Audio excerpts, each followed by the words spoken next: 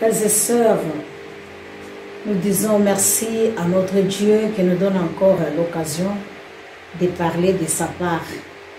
Nous lui rendons toute la gloire et l'honneur pour ce privilège qu'il nous donne. J'aimerais profiter aussi de cette occasion pour transmettre les salutations de mon cher époux, le pasteur Kasongo Muchaila.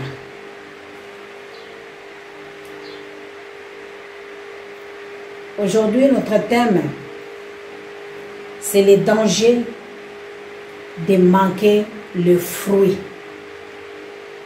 Les dangers de manquer le fruit.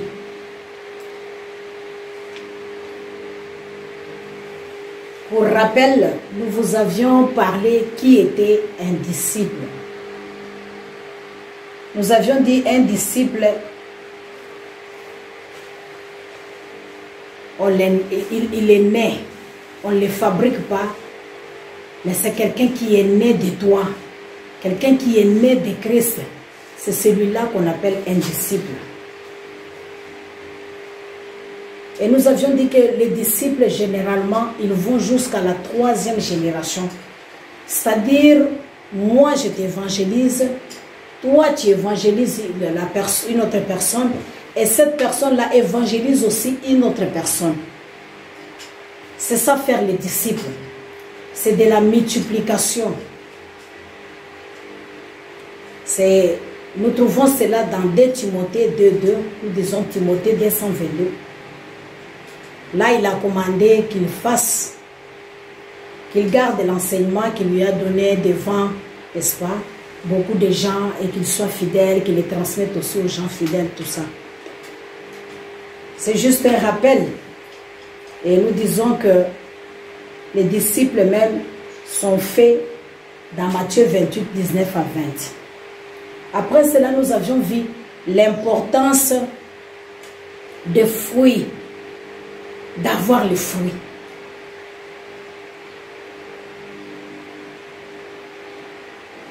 Et nous avions lu dans Jean 15 que Jésus-Christ qui dit, c'est Jésus qui dit que c'est lui, le vrai cep,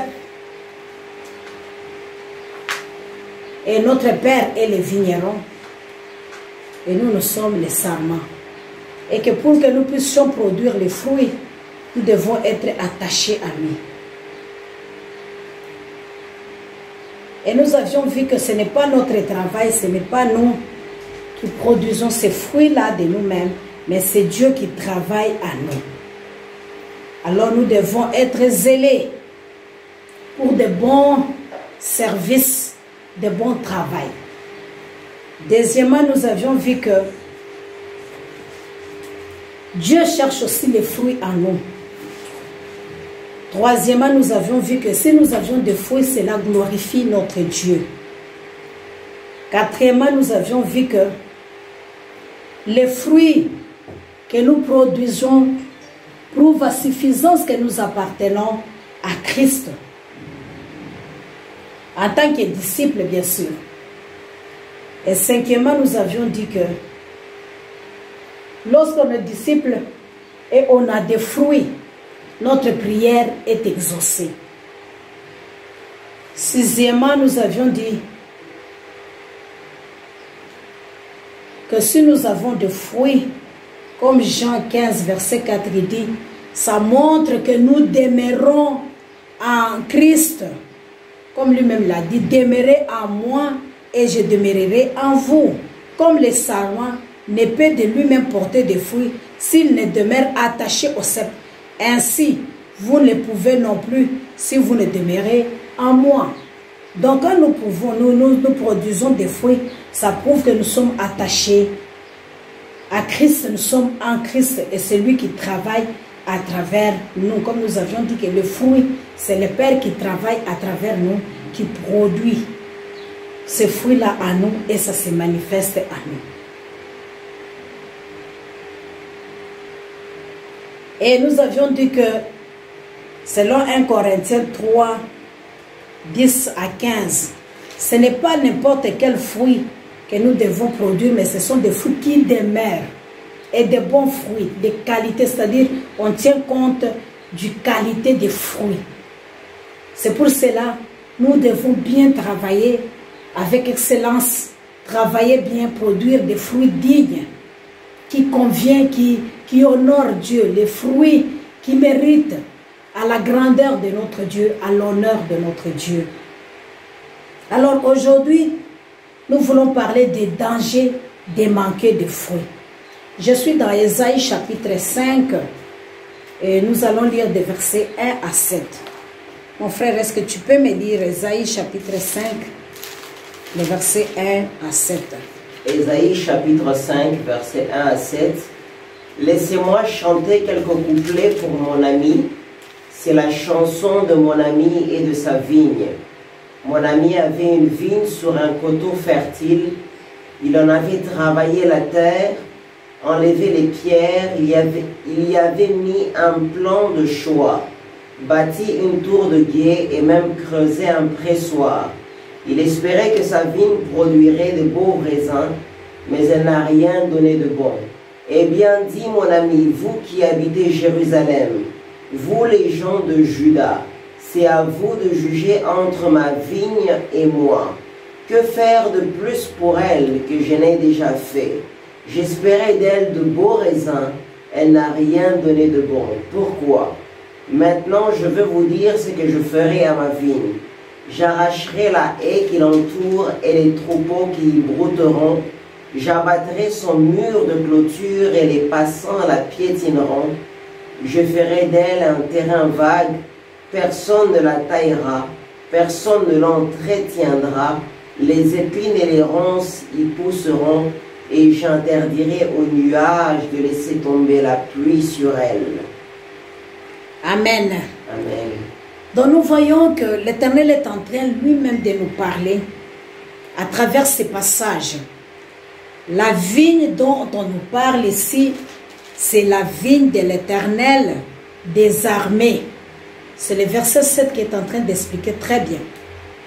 Et il nous dit que c'est la maison d'Israël dont il est en train de parler. Et les hommes de Juda, c'est le plan qu'ils chérissent. Il avait espéré de la droiture et voici du sang versé. De la justice et voici des cris de détresse. Aujourd'hui, l'Éternel est en train de s'adresser aussi à nous qui sommes ses enfants. Il a parlé à Israël. Mais lorsque nous lisons dans Actes chapitre 10 et 11 jusqu'à 12, nous voyons comment est-ce que l'évangile va maintenant vers le païen. Et à travers cet évangile, cette bonne nouvelle, Christ est venu d'abord pour les Juifs. Mais à travers ces Juifs, le Pierre, les apôtres,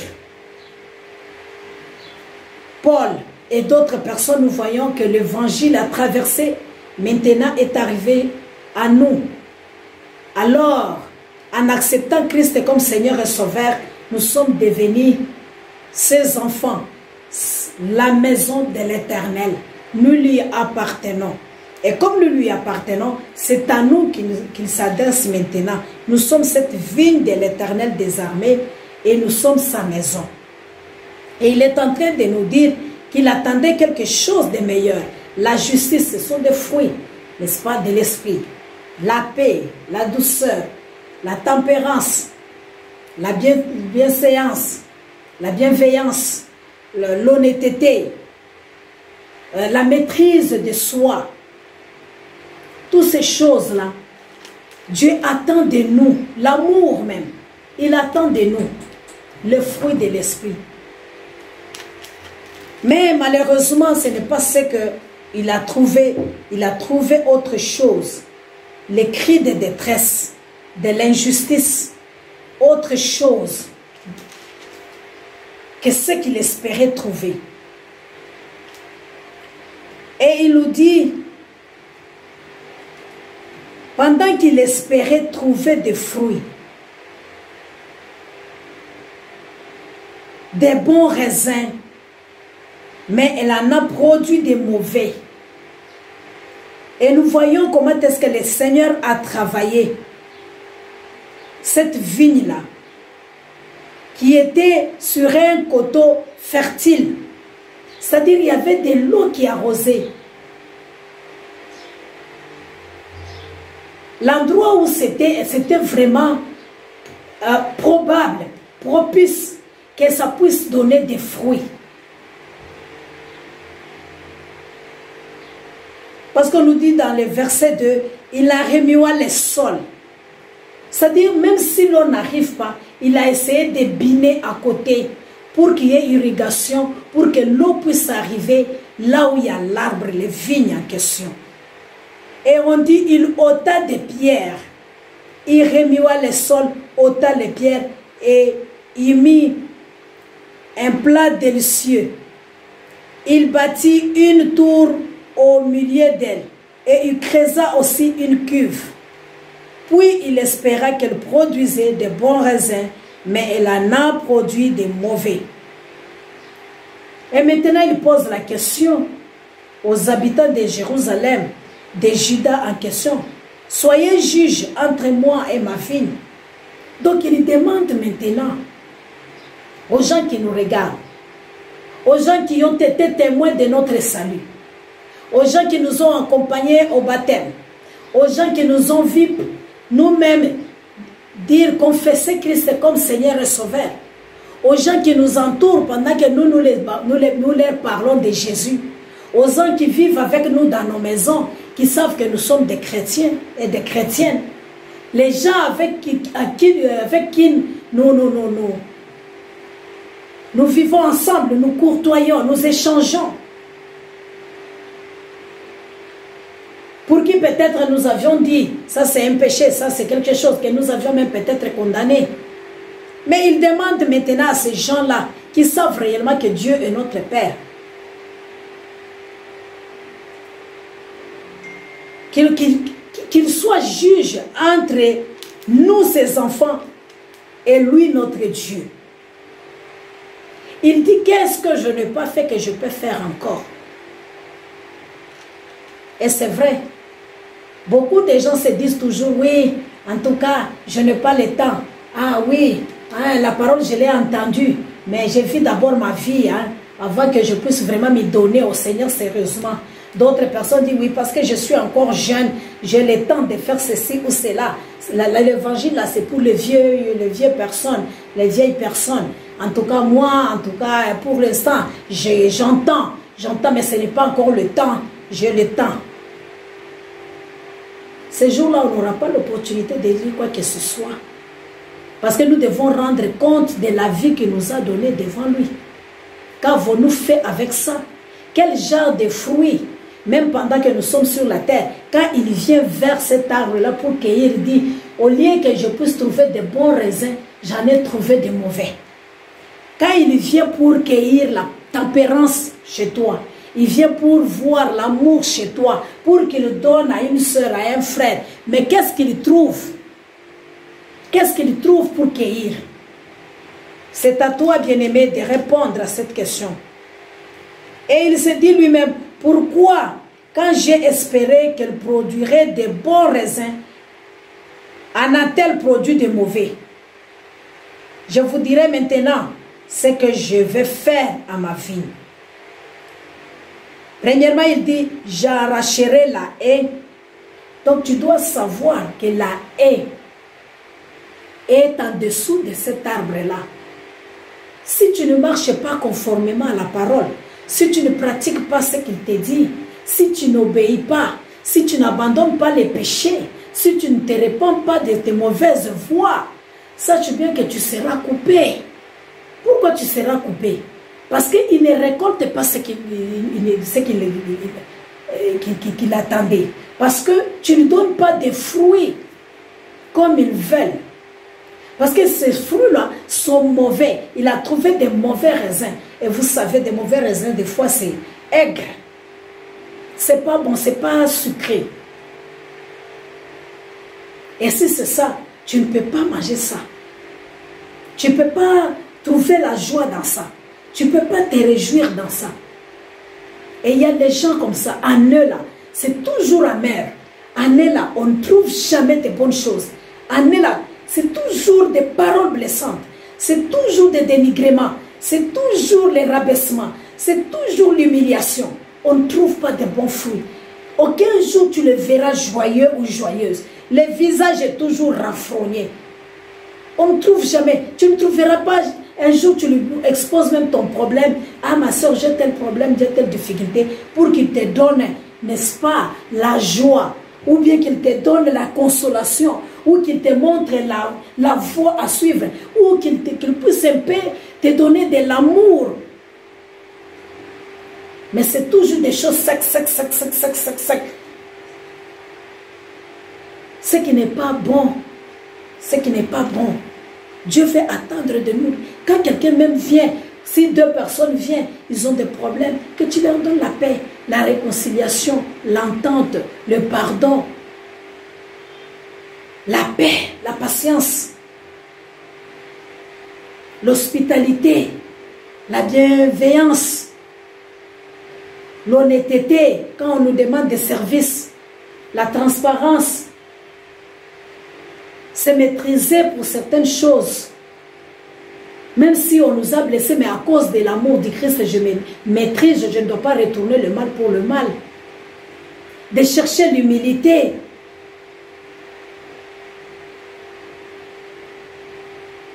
Alors il dit, je vous dirai ce que je vais faire maintenant. J'arracherai la haie pour qu'elle soit broutée, déracinée, coupée, n'est-ce pas? Pour qu'on puisse abattre. Et il va abattre la clôture même. Ce qui sécurise. Parce que nous voyons, nous avions vu dans le verset 2, il a dit, il creusa aussi une cuve. C'est pour que ce soit protégé. Et maintenant, là, nous voyons qu'il enlève la sécurité. Pour qu'elle soit foulée aux pieds. Qu'il n'y ait pas de considération de la valeur. Et nous voyons, il dit, je réduirai en ruine. Elle ne sera plus taillée. Parce que, pourquoi on taille? C'est pour que ça puisse encore immonder. C'est pour que ça puisse donner encore des fruits. C'est pour que ça puisse encore produire davantage. Mais il dit, ce n'est plus nécessaire. De cultiver même, parce qu'on a beaucoup mis dedans. On a beaucoup mis des engrais. Comment on appelle ça? Les produits chimiques pour que ça puisse vraiment produire davantage. La terre, la paille, l'eau même qu'on a versée.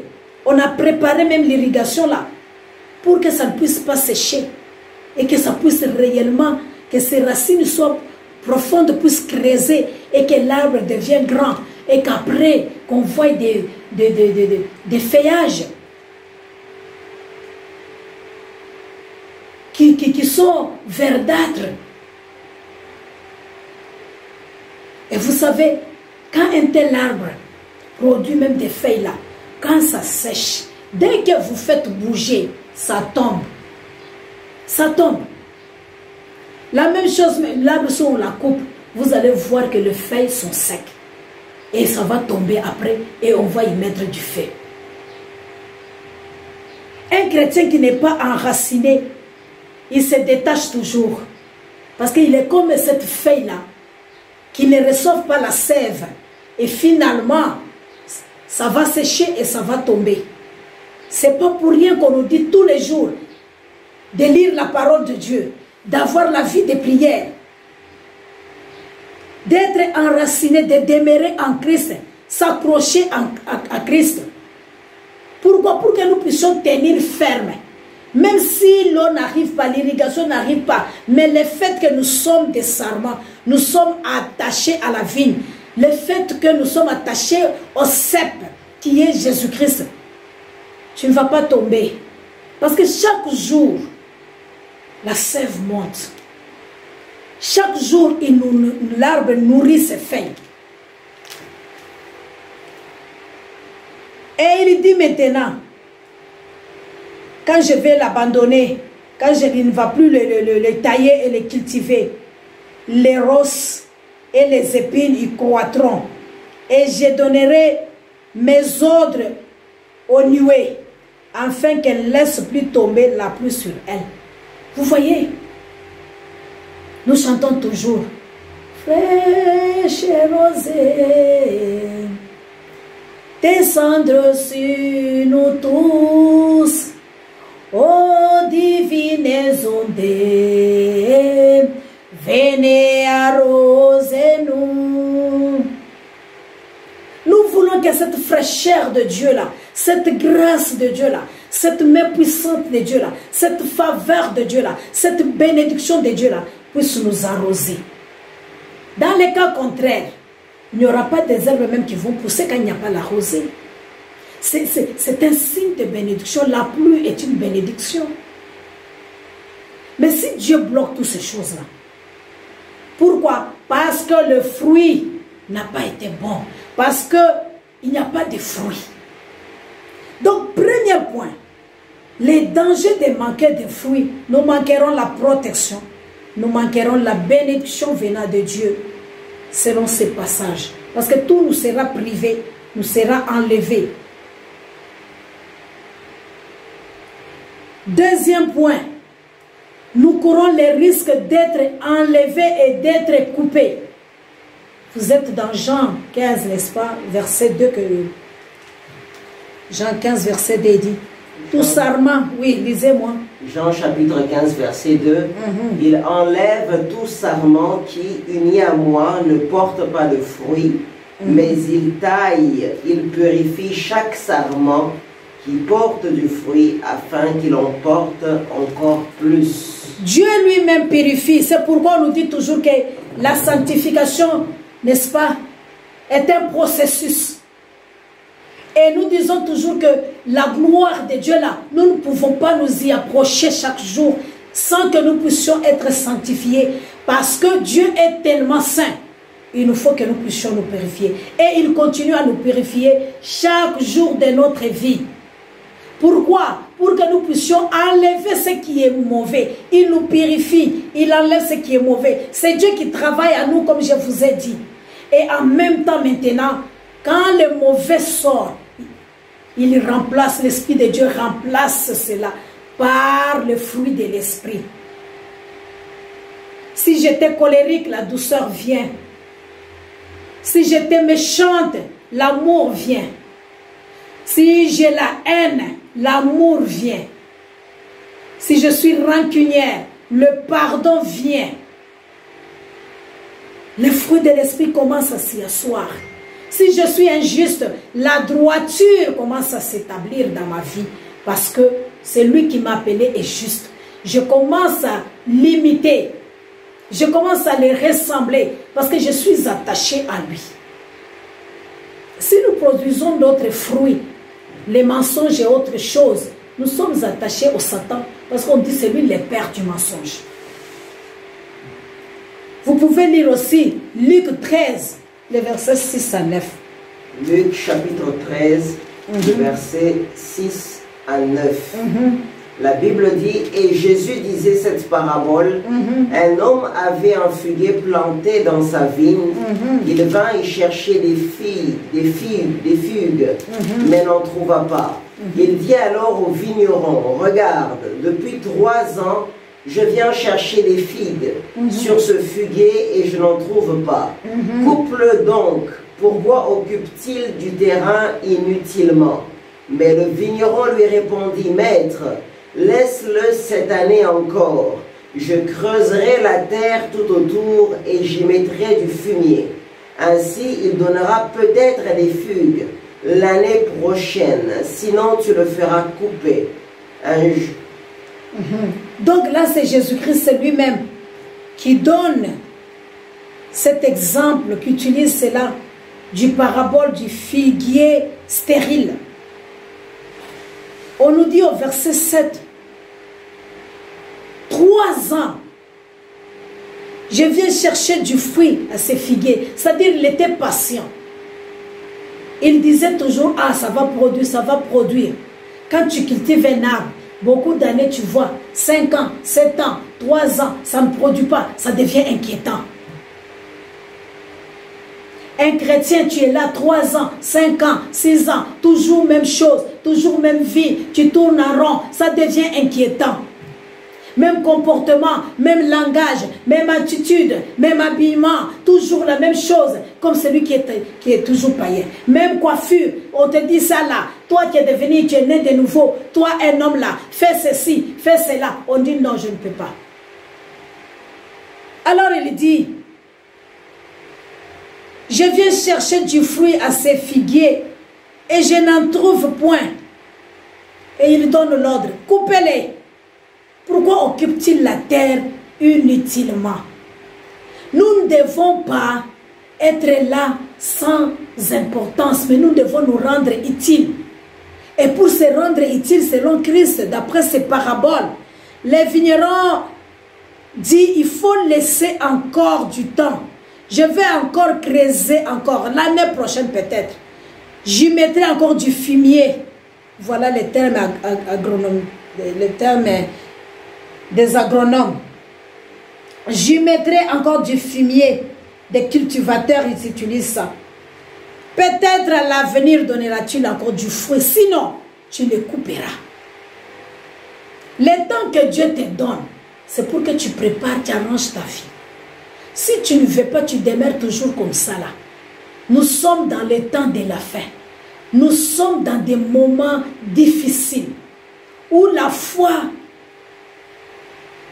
est vacillante, où les gens ne fixent pas les regards sur Christ, où les gens oublient que Christ va revenir, où les gens négligent de produire les fruits, de prendre la parole, de travailler leur vie, afin que le fruit de l'esprit soit vraiment dans leur vie. Ils refusent d'obéir à Christ. Ils veulent d'abord vivre comme ils veulent. Ils disent qu'ils ont encore du temps. Mais il dit, je donnerai l'ordre, coupe cet arbre-là. Que tu sois jeune, quand est-ce que tu as accepté Christ? Et maintenant, tu as combien d'années dans la maison de Dieu en tant que chrétien? Tu vois comment est-ce que tu te comportes? Tu vois comment est-ce que tu parles? Tu es toujours comme un nouveau converti. C'est toujours comme un païen. C'est toujours un petit rien. Tu ne peux pas tenir. Tu ne peux pas t'accrocher. Tu ne peux pas. Tu retournes encore à ce que tu as vomi. Ah, tout le monde est dans ça. Ah, je ne suis pas le premier. Ah, depuis qu'on a commencé du péché, là, ces gens-là exagèrent. Nous n'exagérons pas. Nous te disons le chemin qu'il faut suivre, qui est la voie, qui est même la vérité. Parce que nous ne parlons pas de nous-mêmes. Nous ne parlons pas de nos familles. Nous ne parlons pas de nos maris. Nous ne parlons pas de nos enfants. Nous ne parlons pas de nos biens matériels. Mais nous parlons de Christ ressuscité. Nous parlons de produire des fruits. Que Dieu, quand il va venir vers toi, quand il trouve cela, pour que tu trouves la vie. Dans le cas contraire, il dit tu cours le risque d'être coupé et d'être jeté. On risque de t'enlever sur la terre très tôt. Parce que le mal tellement que tu as fait, ça déborde. Maintenant qu'on te dit change, tu ne veux pas. Pour que tu ne puisses pas infecter, pour que tu ne puisses pas impacter les autres dans le mal. Dieu va faire quoi? Il va te couper. Pour montrer aux autres que le mal, ce n'est pas son partage. Il n'est pas pour le mal. Pour montrer aux autres que la voie que tu as empruntée, c'est la voie de perdition. Et comme tu ne produis pas de fruits, pendant que lui attend que tu lui donnes de bons fruits, il va venir, il va te couper. Troisièmement, la qualité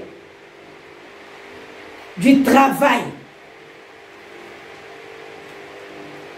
La qualité du travail du serviteur. Nous sommes dans Matthieu. Est-ce que tu peux me lire Matthieu 25, les versets 28 à 30?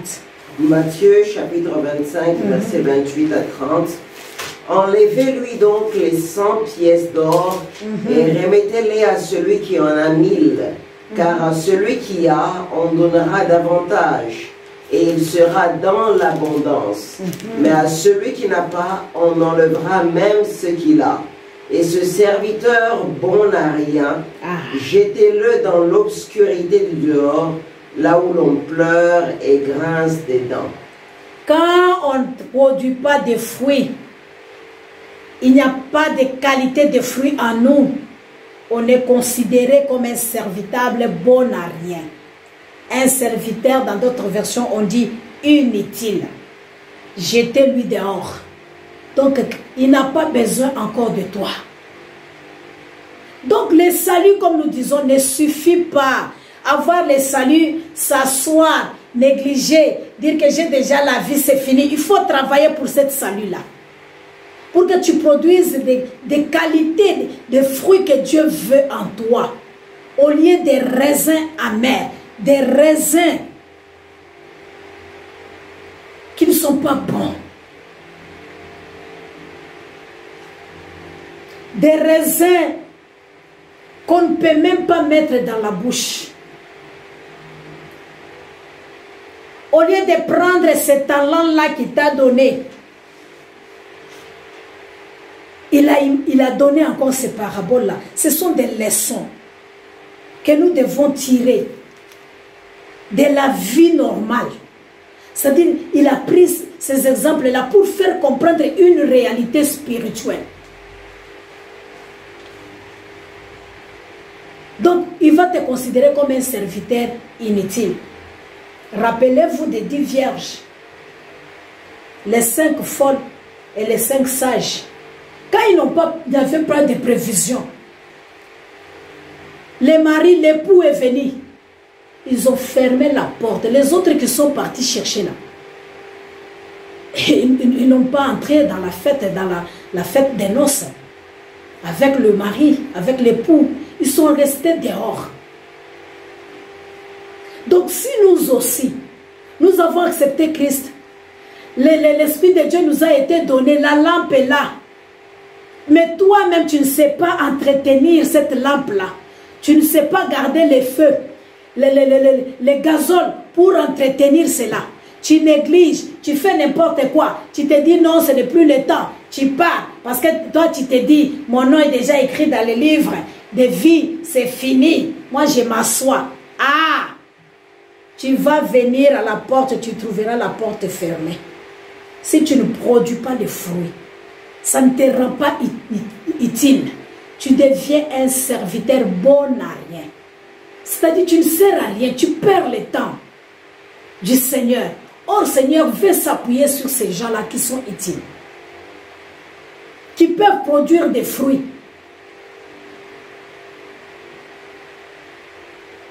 Quatrièmement,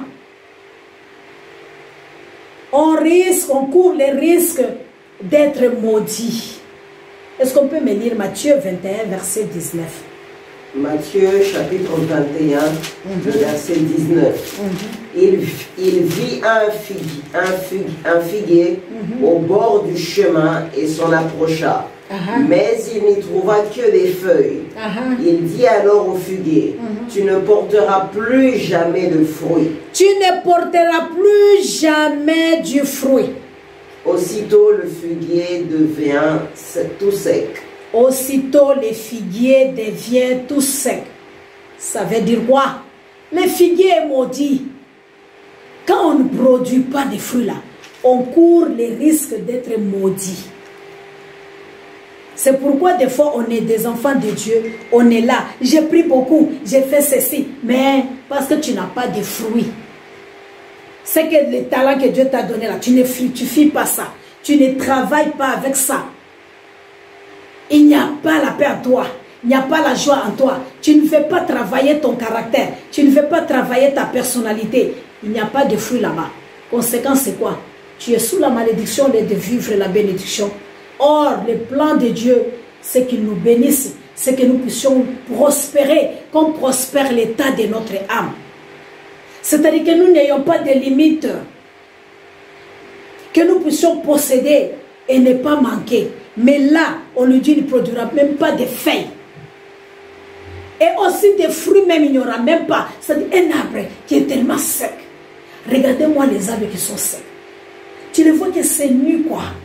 Et ce n'est pas joli à voir. c'est pas joli. Tu ne peux pas courir derrière, en dessous de cet arbre-là pour chercher l'ombre. Non.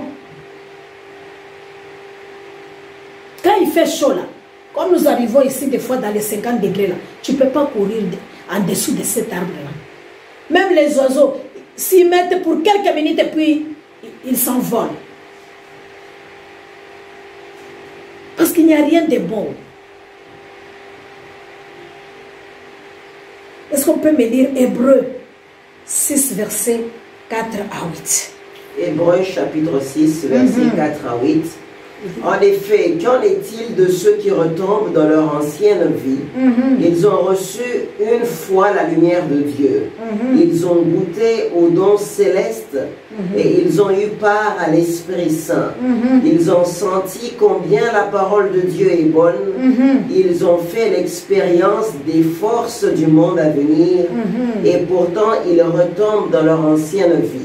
Il est impossible de les emmener une nouvelle fois à changer de vie, car cela reviendrait à mettre de nouveau le Fils de Dieu sur la croix et à l'exposer publiquement aux insultes.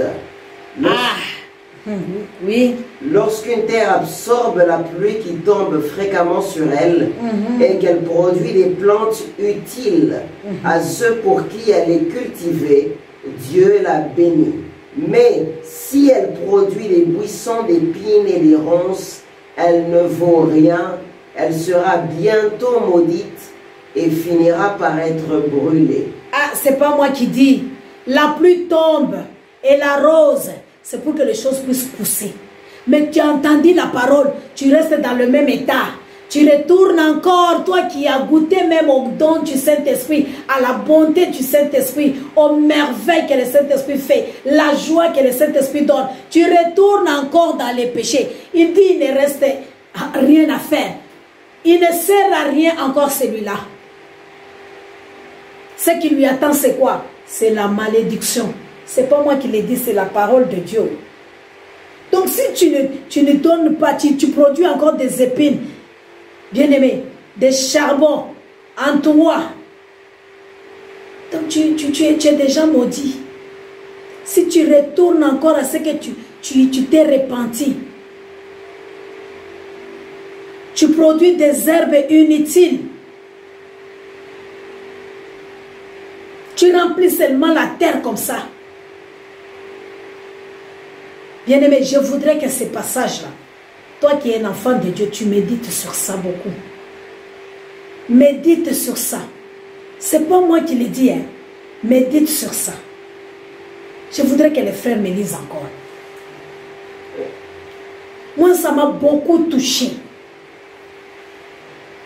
Et ça m'a beaucoup interpellé à notre façon de vivre la vie chrétienne. La vie chrétienne, ce n'est pas des titres. La vie chrétienne, ce n'est pas des positions dans l'église. La vie chrétienne, bien-aimée, c'est plus que ça. C'est une communion avec le Seigneur. Est-ce que tu peux me lire? En effet, qu'en est-il de ceux qui retombent dans leur ancienne vie? Qu'en est-il de ceux qui retombent dans leur ancienne vie? Ils ont reçu une fois la lumière de Dieu. Ils ont reçu la lumière de Dieu. Cette lumière-là doit les renouveler, les amener à la repentance, les amener au changement. Mais qu'est-ce que la Bible nous dit? Ils ont quoi? Ils ont goûté aux dons célestes. Ils ont goûté aux dons célestes. Et ils ont eu part à l'Esprit Saint. Ils ont eu part à l'Esprit Saint. Ils ont senti combien la parole de Dieu est bonne. Ils ont senti comment la parole de Dieu est bonne. Et ils ont fait l'expérience des forces du monde à venir. Ils ont fait même l'expérience des forces du monde à venir. Et pourtant, vous avez rêvé le ciel, vous avez rêvé, vous êtes délivré, vous avez rêvé, vous avez ce que vous pouvez avoir, vous avez vraiment même travaillé, vous avez même évangélisé, vous avez senti vraiment que le Seigneur était avec vous, vous avez prié pour les gens ont rendu témoignage. Mais tu es découragé comme ça, abattu, tu veux abandonner, tu ne veux plus rien entendre, tu ne veux plus rien faire. Parce qu'une personne t'a découragé, parce qu'une personne t'a touché, parce que ce que toi tu cherches selon toi là, tu n'as pas encore reçu. et tu es là. Tu veux retourner dans ce que tu as vomi. Oh, c'est malheureux. Mon frère termine. Et pourtant, ils retombent dans leur ancienne vie. Ils retombent dans leur ancienne vie. Tu deviens rétrograde. Tu retournes encore dans ce que tu as confessé. Il est impossible de les amener une nouvelle fois à changer de vie. Ces gens-là, il est impossible de les amener encore à une nouvelle vie. Ils restent avec des versets bibliques. Tout le temps, quand vous voulez même évangéliser, ils commencent à vous dire les mal des églises. Ah, je connais tel pasteur. Et celui-là, il est comme ça, il est comme ça. Ils sont restés dans les niveaux de devenir des inspecteurs pour contrôler des pasteurs. Mais eux-mêmes là, des poteaux indicateurs qui ne peuvent pas marcher, qui ne peuvent pas se déplacer pour traverser la rivière, aller de l'autre côté. Ces gens-là, même si tu leur exhortes comment, ce sera difficile. Il n'y a que Dieu lui-même qui peut encore les relever dans ces voies-là. Parce qu'ils savent ce qu'ils doivent faire. Ils connaissent déjà. Ils sont là. Oh, de telle église, ils montent dessus. Telle église, ils ne sont pas dans la vérité. Telle église, je connais tel serviteur, il boit. Telle chrétienne, elle est dans l'impudicité. Telle personne, ils sont là que pour voir les gens et juger, pointer des doigts. Mais eux-mêmes là, ils n'ont pas la vie en eux. Parce qu'ils sont rétrogrades. Ils deviennent même plus purs plus que comme ils étaient avant. Ils sont devenus méchants. Les serviteurs de la destruction maintenant. Frère, termine. Car cela reviendrait à mettre de nouveau le Fils de Dieu sur la croix et à l'exposer publiquement aux insultes. C'est exposer publiquement le Fils de Dieu aux insultes. Et on s'oppose à la croix. C'est comme ça qu'on devient ennemi de la croix. Quand on ne produit pas de fruits, on est sous la malédiction parce qu'on est devenu maintenant ennemi de Christ. Ennemi de la croix. On parle maintenant mal de la croix à cause de nos vies. Parce que nous n'arrivons pas à produire des fruits. Oui, mon frère. Lorsqu'une terre absorbe la pluie qui tombe fréquemment sur elle, et qu'elle produit des plantes utiles à ceux pour qui elle est cultivée. Quand la pluie tombe, elle doit produire des fruits utiles. C'est à quoi elle est cultivée. Mais si tu ne produis pas, tu n'es plus utile. Donc tu ne montres pas l'importance de l'évangile qu'on t'a donné, de la parole de Dieu que tu as entendue. Tu ne sers à rien. Tu es serviteur inutile. Qu'est-ce qu'il te faut? T'enlever. N'est-ce pas, même dans les champs, c'est ce qu'on fait. Les herbes là qui poussent à côté des maïs, qui ne sont pas des maïs, on va les sarcler, on va les enlever, on va les jeter, puis on va mettre du feu brûlé. Oui, frère. Dieu la bénit. Mais si elle produit des buissons d'épines et des ronces... Si tu produis des bons fruits, Dieu te bénit. Mais si tu produis des épines, qu'est-ce que Dieu va faire? Elle ne vaut rien, elle sera bientôt maudite. Et elle sera bientôt maudite parce qu'elle ne vaut rien. Elle ne vaut rien. Et le cinquième danger de ne pas de manquer le fruit de l'esprit bien-aimé, c'est l'exemple dans Matthieu 25, 24 à 30. La Bible dit que celui qui a reçu un talent là, comme il a gardé ça, il ne veut pas fructifier ça, il ne veut pas travailler avec ça là, on va l'arracher et qu'est-ce qu'on va faire? On va donner à celui qui a. Donc, ne cours pas les risques de t'arracher ce que tu as, qu'on donne à celui qui en a encore. Et quand tu restes mes brebis, qu'est-ce que tu reçois? Qu'est-ce que tu gagnes? Qu'est-ce que tu gagnes? C'est ça les risques. C'est ça les dangers des manques de fruits. Ça dit tu manqueras la protection, tu manqueras la bénédiction qui te sera ôtée. Tu vas courir les risques d'être coupé. Tu vas courir les risques d'être un mauvais serviteur inutile. Qu'on ne va pas compter sur toi par Dieu. Tu vas risquer les risques, tu vas courir les risques d'être maudit. Et tu vas courir les risques d'être ôté, même ce que tu as les peu là. Donc tu vas rester comme ça. Ah, bien-aimé. Quand tu restes comme ça, tu deviens qui? L'idée me vient. L'idée me vient. Tu deviens comme Caïn. Parce qu'il n'a rien. Il ne fait que circuler le monde entier jusqu'à ce que Dieu lui-même mettra fin dans ce monde. C'est Dieu lui-même qui les tuera. Et la Bible dit que c'est lui-même qui va les tuer là. Lui aussi, il va payer 7 fois. Est-ce que vous voyez un peu les risques? Tu n'as plus rien devant Dieu. Tu es qui? Tu es inutile. Alors Dieu dit, au lieu de te laisser même comme ça là, il va te ôter même sur la terre. Parce que quand la terre, au lieu la pluie tombe, au lieu que ça puisse donner des bons fruits, ça donne des épines et des ronces. Qu'est-ce qu'on va faire? On va les arracher. Et quand on les arrache, on ne les garde pas. On les met à côté tout un tas là. Et après, on met du feu. Et quand on vient regarder, il n'y a que du cendre. On oublie même qu'il y avait des herbes là-bas. Ou des arbres. Donc il faut faire attention, bien-aimés. Que Dieu vous bénisse. Et que chacun de nous prie pour la transformation de sa vie. Que chacun de nous cherche la transformation de sa vie. Que chacun de nous regarde à sa vie avant de regarder la vie des autres. Que Dieu vous bénisse abondamment. Que cette parole de Dieu puisse germer dans votre cœur